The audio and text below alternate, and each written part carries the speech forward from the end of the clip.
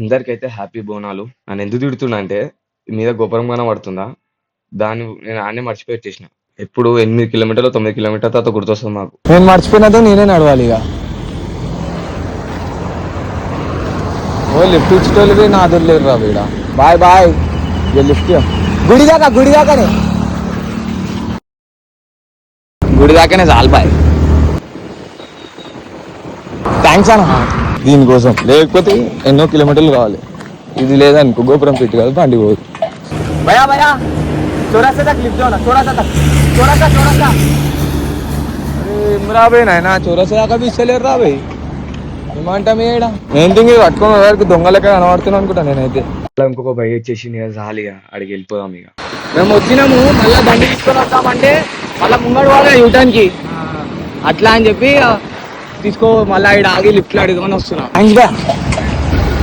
2 lift తీసుకురాలే అమ్మా. చలో ఇక రసూల్పురకు పోదాం ఇక.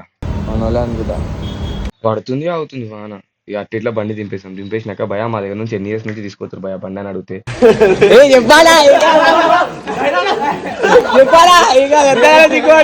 ఇదంతా పెడతానే మళ్ళీ ఇష్టం.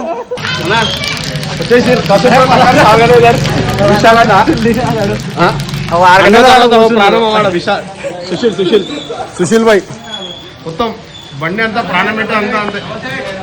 తర్వాత